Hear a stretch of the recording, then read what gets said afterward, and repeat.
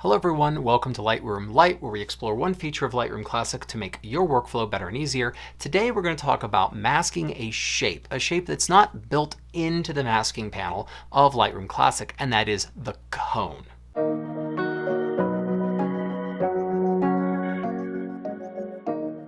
So let's come over here to Lightroom, and we see that we have a sunset scene and we have the sun setting, but I want a cone of light as light spreads out from the sunset. This is something I might do in a lot of landscape settings. Well, there's no cone shape here, but it's going to be pretty easy for us to build.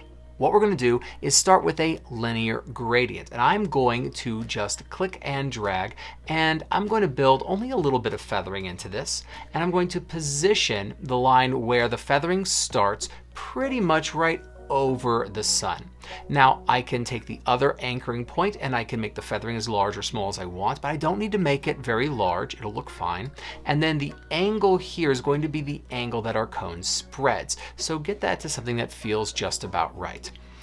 Right now, all we have is a linear gradient, but what we're going to do is intersect this mask. Now, we covered intersecting masks in our video last week. If you haven't watched that, go ahead and watch it. It's something we're going to talk about in a lot of videos, but we're going to intersect this mask. So find the mask, 3 dots, intersect mask with, and it's going to be another linear gradient. Click on that, and then we're going to build the other portion of the cone. Click from the middle and outward, and get about the same size of a linear gradient that you want. Again, place it so that the feathering begins just around the sun itself, and then we can get the angle that we want for the spread of the light, and then we hit enter or return.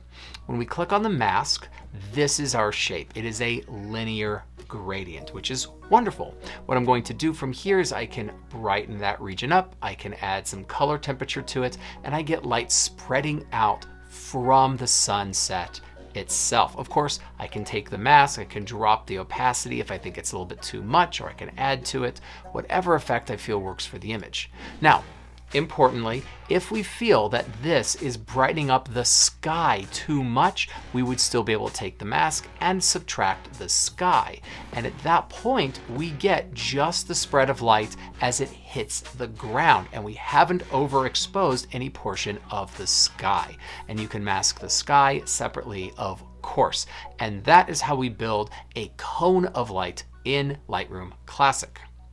Anyway, if you want to master Lightroom from beginning to end and understand all of the facets of how we use it and work with it as our daily photo editing driver, well, I have an 8-hour course on Udemy. I'll put links to it in the description, of course, but it covers everything you need to know to become incredibly proficient with Lightroom Classic. Thanks for watching, and I'll see you next time.